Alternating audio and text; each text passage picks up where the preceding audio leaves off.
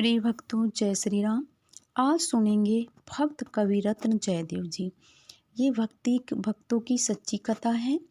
ये कथा है प्रसिद्ध भक्त कवि जयदेव का जन्म 500 वर्ष पूर्व बंगाल के वीरभूमि जिले के अंतर्गत केंदुबिल्ब नामक ग्राम में हुआ था। इनके पिता का नाम भोजदेव और माता का नाम बामावेदी देवी था। ये भोजदेव कानकुट से बंगाल में आए हुए पंच ब्राह्मणों में भरद्वाज गोत्रज श्रीहर्ष के वंशज थे। प्रिय भक्तों, ये कथा थोड़ा लंबी है लेकिन सच्ची कथा है, आप सबको सुनवाइएगा, इससे भगवान की भक्ति आती है। जयदेव जी के माता पिता बालकाल में ही जयदेव को अकेला छोड़कर चल बसे थे। ये किसी प्रकार भगवान का भजन करते हुए अपना जीवन निर्वाह करते थे। पूर्व संस्कार बहुत अच्छे होने के कारण इन्होंने कष्ट में रह करके भी विद्या का अभ्यास कर लिया और सरल प्रेम के प्रभाव से भगवान श्री कृष्ण की परम कृपा के अधिकारी हो गए। इनके पिता को निरंजन नामक उसी गांव के एक ब्राह्मण के कुछ रुपए देने थे। निरंजन ने जयदेव को संसार से उदासीन जानकर उनकी भगवत भक्ति से अंचित लाभ उठाने के विचार से किसी प्रकार उनके घर द्वार हथियाने का निश्चय किया और उसने एक झूठा दस्तावेज बनाया और आकर जयदेव से कहा, देख जयदेव, मैं तेरे राधा कृष्ण को और गोपी कृष्ण को बिल्कुल नहीं जानता, या तो तू अभी मेरे रुपए दे दे, नहीं तो इस दस्तावेज पर दस्तखत करके घर द्वार पर मुझे अपना कब्जा कर लेने दे। अब जयदेव जी तो ठहरे सर्वथा निष्प्रय भक्त, उनको घर द्वार में कोई ममता तो थी नहीं, उन्होंने तुरंत हस्ताक्षर कर दिया। अब तो निरंजन सेठ तो आया ही था कब्जा करने की उद्देश्य से। जैसे कब्जा करने जा रहा था, इतने में ही निरंजन की छोटी कन्या दौड़ती हुई आई और कहने लगी, बाबा चलो चलो जल्दी, घर में आग लग गई है, सब जल गया। अब आग की खबर सुन करके जयदेव जी भी दौड़ पड़े। उनके मन में कोई द्वेष तो था नहीं कि मेरे घर में कब्जा करने आए, और सीधे जयदेव के घर में, जहाँ निरंजन जी के घर में जब बहुत बड़ी लपटें चल रही थी, वैसे ही घर के अंदर घुस गए। जयदेव का घर में घुसना ही था कि अग्नि वैसी अदृश्य हो गई जैसे जागते ही सपना, मतलब आग अपने आप बिल्कुल गायब हो गई। जयदेव की इस अलौकिक शक्ति को देखते ही निरंजन के नेत्रों में जल भर आया। अपनी पवित्र करने पर उन्हें बड़ा पछतावा हुआ और वो समझ गए कि ये भगवान के बहुत बड़े भक्त हैं, और उन्होंने वहीं पर वो दस्तावेज फाड़ के फेंक दिया और बोले, देव मेरे अपराध को क्षमा करो, तुम आज नहीं होते तो मेरा महल जैसा घर बर्बाद हो गया।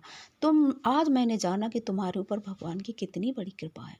उसी दिन से निरंजन का हृदय शुद्ध हो गया और वह जयदेव के संग से लाभ उठाकर भगवान के भजन कीर्तन में समय बिताने लगा। भगवान के अपने ऊपर इतनी दया देकर उन्होंने घर द्वार छोड़कर पुरुषोत्तम क्षेत्र पुरी जाने का विचार किया और अपने गांव के पराशर नामक ब्राह्मण को साथ में लेकर कीर्तन करते हुए, क्योंकि उस समय कोई साधन नहीं होते थे, पुरी की ओर चलती है। भगवान का भजन कीर्तन करते मग्न हुए जयदेव जी चलने लगे। एक दिन मार्ग में जयदेव जी को बहुत दूर तक कहीं जल नहीं मिला। बहुत जोर की गर्मी पड़ रही थी। वे प्यास के मारे व्याकुल होकर जमीन पर गिर पड़े। तभी भगवान ने गोपाल का बालक का वेश बनाकर पधार कर कपड़े से हवा की और उन्हें जल पिलाया। साथ ही भगवान को जगन्नाथ जी पुरी जाने का रास्ता बना दिया। उस समय जयदेव जी और उनके साथी पराशर भगवान को पहचान नहीं सके। जयदेव जी दिन भर प्रेम में मस्त भगवान कृष्ण का कीर्तन करते थे। अकस्मात एक दिन उन्होंने देखा कि यमुना तीर पर अपने आप को यमुना किनारे पाया और देखा कदम के नीचे खड़े हुए भगवान श्री कृष्ण मुरली हाथ में लिए मुस्कुरा रहे हैं। ये देखते जयदेव जी के मुख से अकस्मात एक गीत निकल पड़ा। पराशर इस मधुर गान को सुनकर मुग्ध हो गए। बस यहीं से ललित मधुर गीत गोविंद का प्रारंभ हुआ। कहा जाता है यहीं जयदेव जी के भगवान के 10 अवतारों के प्रत्यक्ष दर्शन हुए और उन्होंने जय जगदीश हरे की टेर लगाकर 10 अवतारों की क्रमशः स्तुति गाई। कुछ समय जब इन्हें बाह्य ज्ञान हुआ तब जयदेव जी बहुत प्रसन्न हुए और अपने साथी के साथ वे पुरुषोत्तम क्षेत्र पुरी में पहुंच गए और वहां वो एक पेड़ के नीचे रहने लगे। वो एक वृक्ष के ही नीचे रहते थे और भिक्षा द्वारा अपना जीवन यापन करते थे। दिन रात प्रभु का ध्यान चिंतन करना, गुणगान करना उनके जीवन का एकमात्र कार्य था। विवाह की इच्छा न होने पर भी सुदेव नाम के एक ब्राह्मण ने भगवान की आज्ञा से अपनी पुत्री पद्मावती जयदेव जी को समर्पित कर दी। जयदेव जी को भगवान का आदेश मानकर पद्मावती के साथ विवाह करना पड़ा। कुछ दिनों बाद गृहस्थ बने हुए जयदेव पतिव्रता पद्मावती को साथ लेकर अपने गांव केंद्र बिल्बुल लौट आए। भगवान श्री राधा माधव की उन्होंने मूर्ति अपने घर में प्रतिष्ठित की। कुछ समय केंद्र बिल्ब में रहने के बाद जयदेव जी यात्रा को निकले। एक राजा ने इनका बड़ा सम्मान करके उन्हें अपने यहाँ रखा और वहाँ चलते समय इच्छा न रहने पर भी बहुत सा धन इन्हें दे दिया। जयदेव जी ने उसे लेने से इनकार किया, परंतु राजा ने किसी प्रकार माना नहीं। तब मन मानकर उन्होंने राजा की प्रसन्नता के लिए निष्प्रय और निर्मम भाव से कुछ धन साथ ले लिया और अपने गांव की तरफ चल पड़े। मार्ग में कुछ डाकुओं ने पीछे से आक्रमण करके जयदेव जी को नीचे गिरा दिया और देखते ही देखते उनके चारों हाथ पैर काट कर एक कुएं में डाल दिया जिसमें जल नहीं था। और डाकुओं ने अकारण ही एक पाप रूपी पोटली अपने बांध ली और डाकू अपनी सफलता करते हुए वहां से चल दिए। भगवत कृपा से कुएं में जब जल बिल्कुल नहीं था, एक शिला थी, वहीं पर जयदेव जी बैठ गए और जयदेव जी डूबे नहीं। वे कुएं के अंदर एक सुंदर शिला पर बैठकर भगवान का कीर्तन करने लगे और उन्होंने भगवान को कोई दोष नहीं दिया। उन्होंने बस ये सोचा कि ये मेरे किसी भी जन्म का परिणाम है या ये मेरे धन ग्रहण करने का परिणाम है। कुछ थोड़ी देर बाद उधर से गौड़ेश्वर राजा लक्ष्मण सेन की सवारी निकली। कुएं में से आदमी की आवाज आती सुनकर राजा ने अपने सैनिकों की आज्ञा दी कि भाई देखो झांक के कुएं में कौन सा सूखे कुएं में किस आवाज आ रही है। राजा के आज्ञा से उसी क्षण जयदेव जी बाहर निकाले गए और इलाज करने के लिए राजा उन्हें अपनी राजधानी गौड़ ले गए। जयदेव जी की विद्वता और उनके श्री कृष्ण प्रेम का परिचय प्राप्त कर राजा को बड़ी प्रसन्नता हुई। उनके लोकोत्तर गुणों को देखकर वे उनका भक्त बन गया। राजा ने हाथ पैर काटने वालों का उनसे बहुत नाम पता पूछा, हुलिया पूछा, लेकिन जयदेव जी तो जानते तो नहीं थे, लेकिन हुलिया भी उन्होंने इसलिए नहीं बताया कि राजा के सैनिक पता करके उनको तंग करेंगे। चिकित्सा से जयदेव जी के घाव सूख गए। राजा ने उन्हें अपनी पंचरत्न सभा का प्रधान बना दिया और सर्वाध्यक्ष कोषाध्यक्ष मतलब धन का सारा भार इनके ऊपर सौंप दिया। इसके कुछ दिनों बाद इनकी पत्नी पद्मावती भी राधा माधव की युगल मूर्ति को लेकर इनके पास चली आई।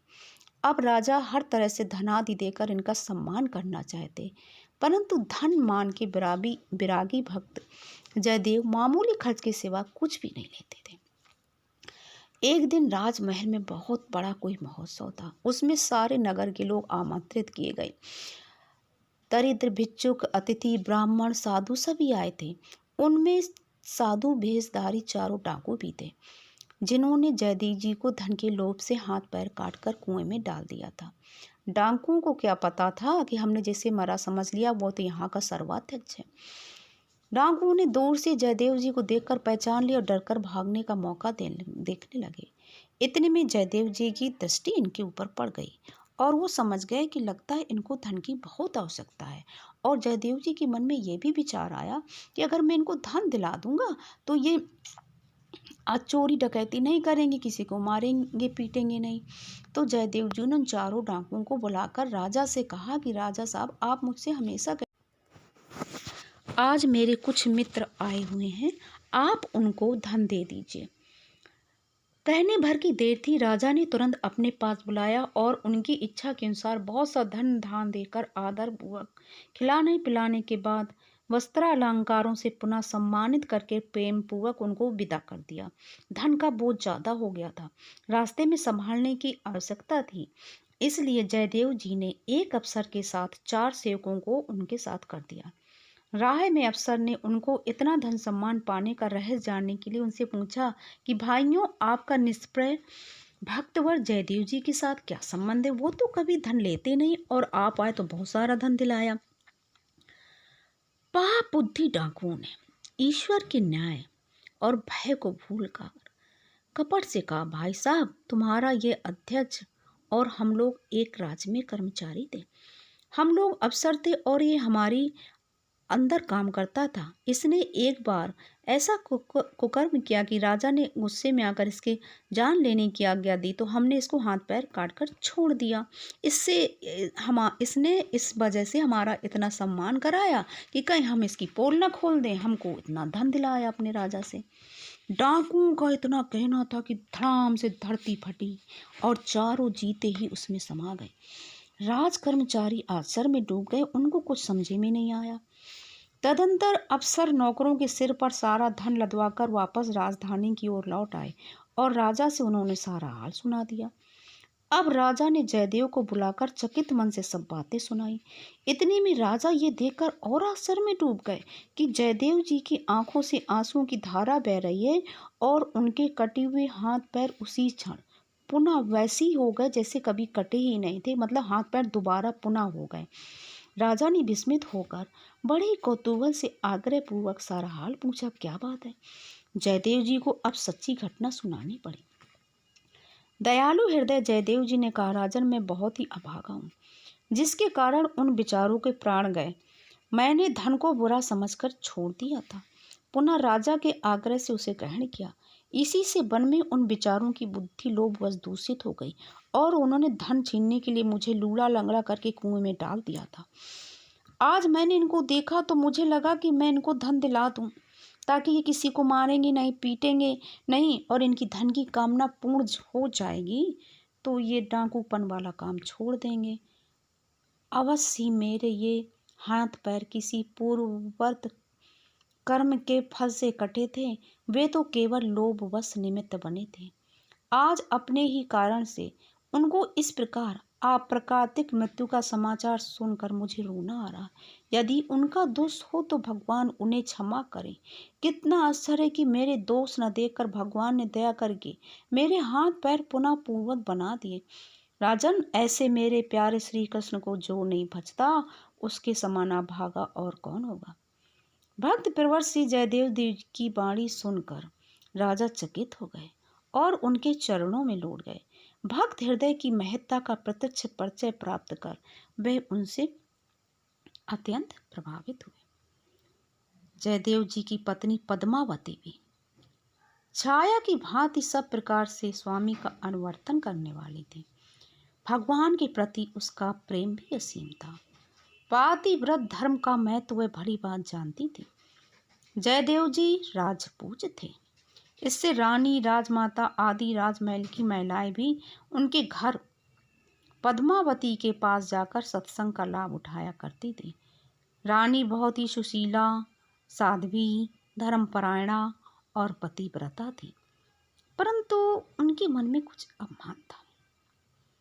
इससे किसी किसी समय वे दुस्साहस कर बैठते थे। एक दिन पद्मावती के साथ भी वे ऐसा ही दुस्साहसपूर्ण कार्य कर बैठे।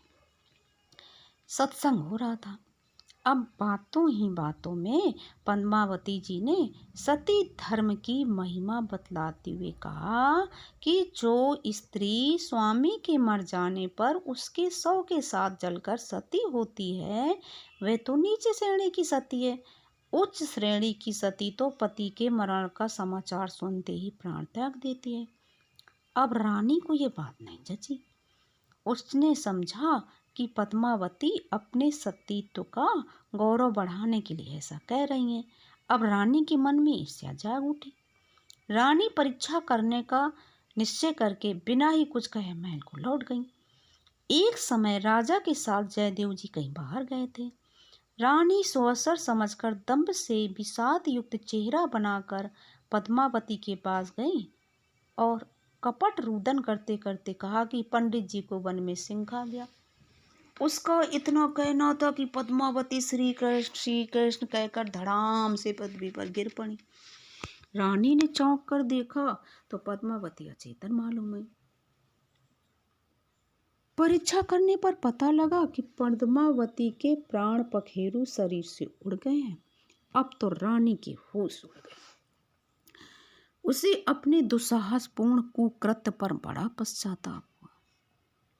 वे सोचने लगी, अब मैं महाराज को कैसे मुंह दिखाऊंगी। जब पतिदेव अपने पूज्य गुरुदेव जी की धर्मशीला पत्नी की मृत्यु का कारण मुझको समझेंगे, तब उन्हें कितना कष्ट होगा, जयदेव जी को भी कितना संताप होगा। हाँ दुर्दैव, इतने में ही जयदेव जी आ पहुंचे। राजा के पास भी मृत्यु का संवाद जा पहुंचा। अब वह भी वहां आ गए। राजा के दुख का पार नहीं रहा। रानी तो जीते ही मरे के समान हो गई। जयदेव जी ने रानी की सखियों से सारा हाल जानकर कहा, रानी माँ से कह दो घबराए नहीं। मेरी मृत्यु के संवाद से पद्मावती के प्राण निकल गए, तो अब मेरे जीवित यहाँ आ जाने पर उन प्राणों को वापस आना पड़ेगा। जयदेव जी ने मन ही मन भगवान से प्रार्थना की। कीर्तन प्रारंभ हो गया। जयदेव जी मस्त होकर गाने लगे। धीरे धीरे पद्मावती के शरीर में प्राणों का संचार हो आया। देखते ही देखते वे उठ बैठी और हरि ध्वनि करने लगी। रानी आनंद की अधिकता से रो पड़ी। उसने कलंक भंजन श्री कृष्ण को अब मेरे जीवित आने पर तुम्हारा। अब जयदेव जी ने क्या किया, मन ही मन भगवान से प्रार्थना की। कीर्तन प्रारंभ हो गया। जयदेव जी मस्त होकर गाने लगे।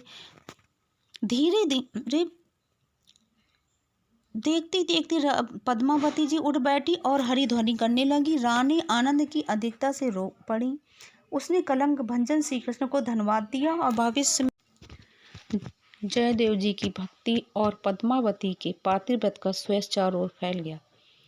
कुछ समय गौड़ में रहने के बाद पद्मावती और श्री राधा माधव जी के विग्रहों को लेकर राजा की अनुमति से जयदेव जी अपने गांव को लौट आए। यहाँ उनका जीवन श्री कृष्ण के प्रेम में एकदम डूब गया। उसी प्रेम रस में डूबकर इन्होंने मधुर गीत गोविंद की रचना की। एक दिन श्री जयदेव जी गीत गोविंद की एक कविता लिख रहे थे, परंतु वह पूरी नहीं हो पाती थी। पद्मावती ने कहा, देव स्नान का समय हो गया है, अब लिखना बंद करके आप स्नान कराएं तो ठीक है। जयदेव जी ने कहा, पद्मा जाता हूँ, क्या करूँ, मैंने एक गीत लिखा है परंतु उसका शेष चरण ठीक नहीं बैठता है, तुम भी सुनो।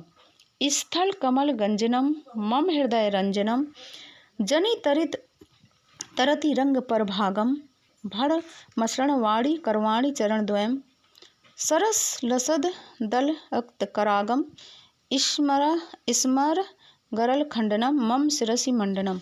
इसके बाद क्या लिखूं, किस निश्चय नहीं कर पाता हूँ। पद्मावती ने कहा, इसमें घबराने की कौन सी बात है, गंगा स्नान से लौटकर शेष चरण लिख लीजिएगा। अच्छा यही सही, ग्रंथ को और कलम दवात को उठाकर रख दो, मैं स्नान करके आता हूँ। इतना कह करके जयदेव जी चले गए।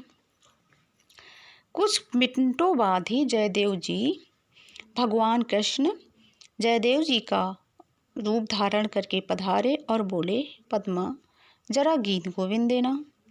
पद्मावती ने विस्मित होकर पूछा, आप स्नान करने गए थे ना, बीच से कैसे लौट आए हो। महामायावी कृष्ण ने कहा, रास्ते में अंतिम चरण याद आ गया, इसलिए मैं लौट आया हूँ। और उस जयदेव पद्मावती जी से कृष्ण वेशधारी भगवान ने ग्रंथ लेकर के देहि में पद पुल्लव मुदारम लिखकर कविता की पूर्ति कर दी और पद्मावती से जल लेकर स्नान किया, भोजन किया और लेट गए। पद्मावती पत्तल में बचा हुआ प्रसाद पाने लगी। इतने में क्या देखा कि लौट करके जयदेव जी वापस आ गए और उन्होंने पद्मावती से कहा कि पद्मावती, आज तुमको मुझको भोजन करा बिना कैसे खा रही हो। तो पद्मावती ने कहा कि आप कैसी बात कर रहे हैं, आप तो रास्ते से लौट आए और कब तक पूर्ति करी है। तो जयदेव जी ने कहा, अच्छा लाओ मुझे ग्रंथ ला के दिखाओ। तो पद्मावती ने जयदेव जी को ग्रंथ ला कर दिखाया तो उसमें लाइन पूरी थी। तो जयदेव जी रोने लगे, उनकी आंखों में आंसू आ गए और उन्होंने पद्मावती से कहा, यही तो मेरे मन में था और मैं इसको लिखना चाहता था लेकिन संकोच बस नहीं लिख पा रहा था। इस तरह से जयदेव जी के गीत गोविंद ग्रंथ की पूर्ति स्वयं कृष्ण भगवान ने की। और प्रसाद के लोभी जयदेव जी पद्मावती का झूठा प्रसाद पाने लगे। तो पद्मावती बोली कि स्वामी ये आप क्या कर रहे हैं। बोले नहीं, ये भगवान ने प्रसाद खाया, पत्तल में खाया, मैं इसको खाऊंगा। और अंतकाल में जयदेव जी अपनी पति परायणा पत्नी पद्मावती और भक्त पराशा निरंजन आदि को साथ लेकर वृंदावन चले आए और वहां भगवान श्री कृष्ण की मधुर लीलाओं का गान करते हुए ये दंपत्ति देह त्याग कर नित्य निकेतन गोलोक पधार गए। किसी किसी का कहना कि जयदेव जी ने अपने ग्राम में ही घर छोड़ा। ये गीत गोविंद का पाठ करने से भगवान की भक्ति आती है। भक्तों, ये सत्य कथा है। बोलिए जय श्री कृष्णा।